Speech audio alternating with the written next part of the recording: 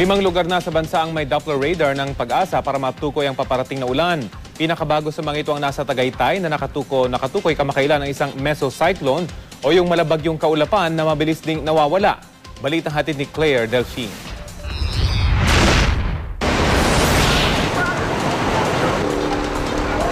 Ang malaundoy na tumama sa Metro Manila kamakailan ay dulot ng isang mesocyclone.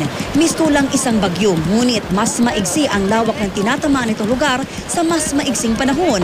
Pero dahil pinag-ibayo ng hanging habagat, ang mesocyclone na ito ay nagdulot ng matinding pagbayo ng malakas na hangin na sinabayan pa ng malalakas na buhos ng ulan.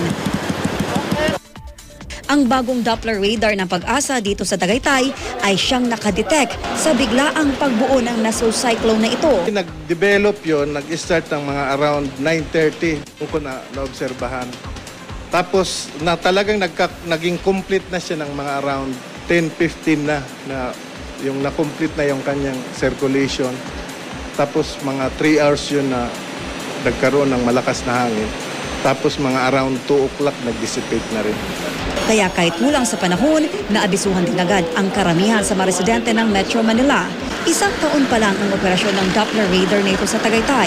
Bukod dito, may 4 na iba pang bagong Doppler radar ang Pag-asa sa iba't ibang panig ng bansa.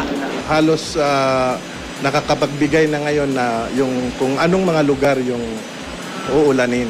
In terms sa pagbibigay ng rainfall amount, talagang nakakapagbigay ng halos tama na value. Ang makabagong teknolohiyang ito ang personal na binisita at inalam ng mga miyembro ng bagong buong GMA Weather Team. Pilipinas, napakaraming bagyo. Kaalis lang ng isa, may bagyo na naman. So gusto natin ng mas malawak na pagbabalita para na rin makapaghanda yung mga kababayan natin at makaiwas tayo sa mga sakuna. So itong maganda dahil mapaghahalo nila yung technical knowledge at scientific knowledge and then how to interpret that information into a yung layman knowledge yan. 3 Doppler radar pa ang balak itayo ng gobyerno sa bansa.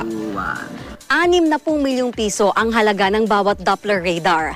Mahal pero isang napakahalagang teknolohiya upang lalong maging handa ang tao. Kaya dapat ugaliin nating mga Pinoy ang magplano, magsiguro, makibalita anuman ang panahon. Claire Delphine, GMA News.